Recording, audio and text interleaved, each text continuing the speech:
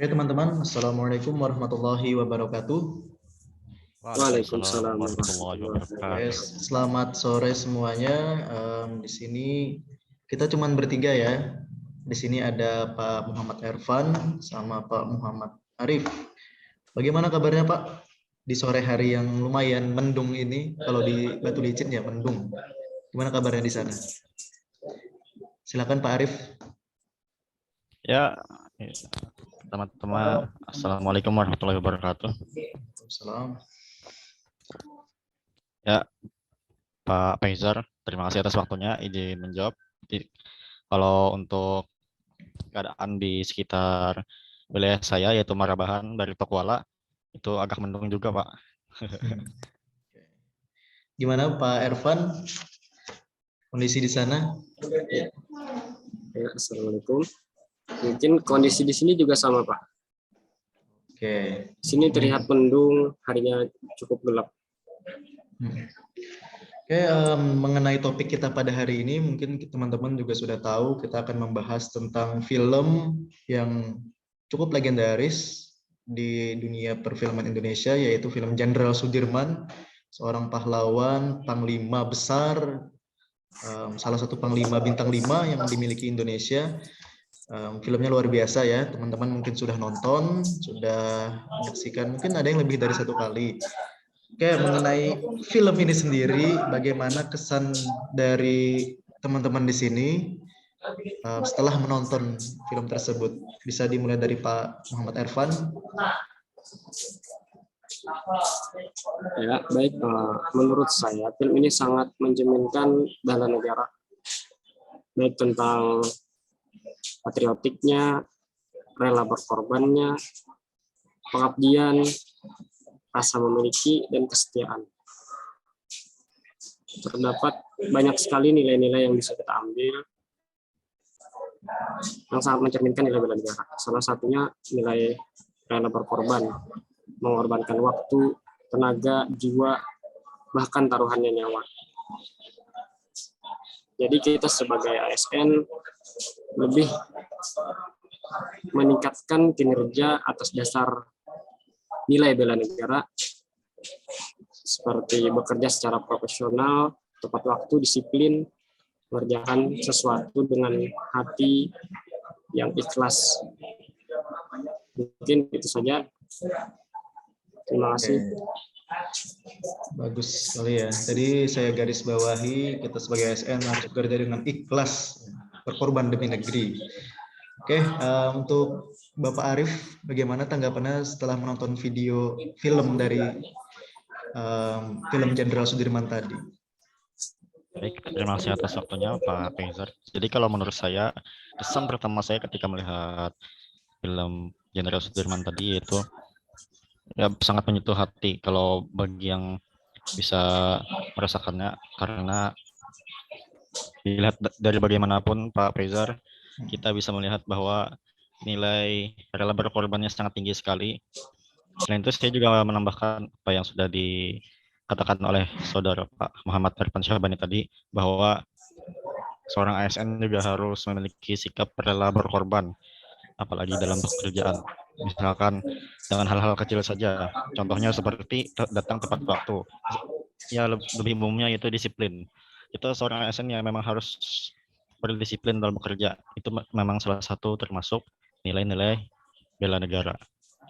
Terima kasih. Oke, dari film yang mungkin kita tonton tadi ya, banyak sekali adegan-adegan yang membakar semangat, adegan yang menyentuh hati juga, adegan yang menginspirasi, dan yang paling pasti adegan yang mencerminkan nilai-nilai bela negara.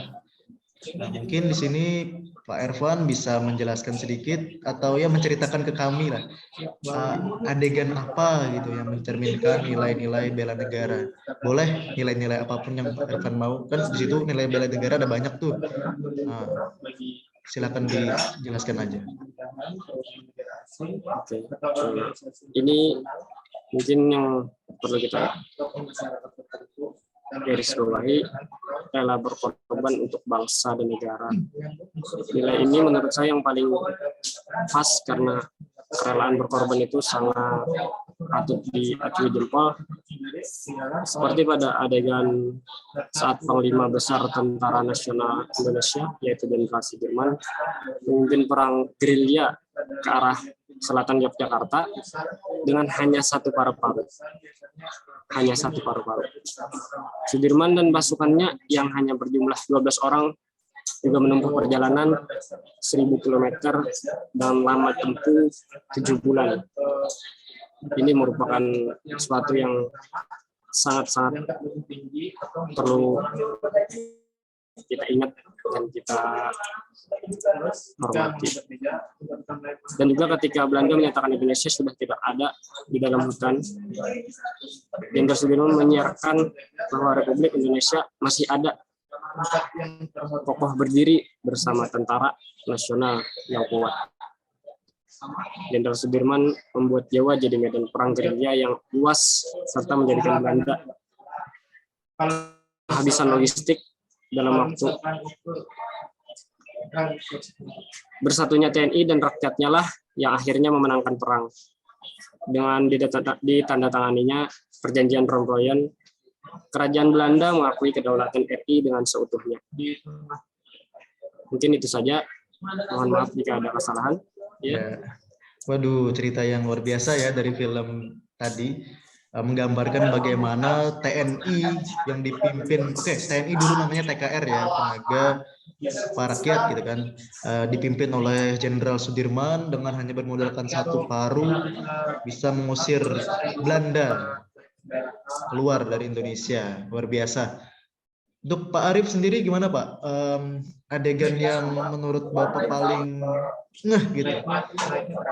Silakan ceritakan ke kami. Ya, terima kasih Pak Presenter.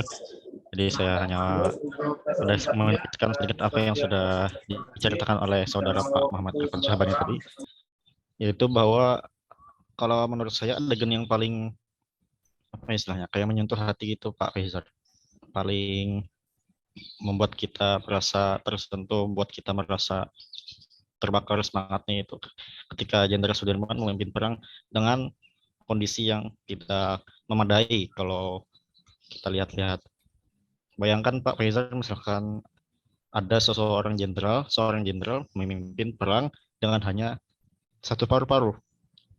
Tentu hal tersebut di luar nalar gitu kan. Wah, luar biasa memang. Luar biasa. Saya akui kalau Jenderal Sudirman memang pantas gitu untuk jadi Panglima Besar TNI Republik Indonesia. Selain itu juga saya melihat tadi di dalam film tersebut ada beberapa misalkan seperti beberapa adegan yang membuat rela berkorban, seperti misalkan ada tadi kalau nggak salah adegan tokoh Pak Agus kalau nggak salah itu berusaha bagaimana caranya sebelum Indonesia diserang pada agresi militer Belanda itu, bagaimana caranya untuk mengabarkan kepada ibu kota Yogyakarta bahwa Indonesia akan diserang. Bagaimana caranya? Dia berkorban untuk mencari cara bagaimana mengabarkan informasi tersebut kepada Indonesia, dan ternyata memang tidak bisa. Akhirnya memang benarlah ibu kota Yogyakarta diserang oleh agresi militer Belanda. Mungkin sekian dari saya. Terima kasih Pak Faisal. Oh ya, sama-sama Pak. Oh, jadi ini bisa kita tarik nilai kebersamaan juga ya, bukan hanya seorang Jenderal Sudirman ternyata yang maju sendiri untuk menyerang Belanda, tapi ada juga orang-orang di belakang itu yang membantu, kemudian ada yang mengantarkan informasi, mungkin ada yang di bagian logistik, kesehatan, medis maksud saya, dan banyak orang yang terlibat di perang ini. Saya juga tadi nonton filmnya, lumayan membuat bulu kuduk berdiri. Mungkin saya akan mencoba satu kali lagi nonton supaya lebih mendalami isi dari ceritanya. Oke Pak, kita nih di era sekarang udah 77 tahun Indonesia merdeka. Mungkin kita memiliki lingkungan yang berbeda-beda nih. Saya di sini, teman-teman ada di sana. Tapi kemungkinan besar ada satu fenomena yang mirip yang terjadi di era sekarang dengan nilai-nilai yang sama dengan era yang lalu, yaitu terkait dengan rela berkorban. Saya tadi kebetulan ada melihat guru di pinggir jalan yang jalan kaki, Pak. Jalan kaki. Mungkin jarak rumahnya ke sekolah itu cukup jauh, tapi beliau dengan semangatnya mengajar meskipun hanya berjalan kaki. Mungkin teman-teman di sini ada yang bisa menceritakan pengalaman yang sama terkait seseorang yang rela berkorban demi negaranya. Silakan dari Pak Ervan dulu. Oke, mungkin saya juga ingin menceritakan tentang seorang guru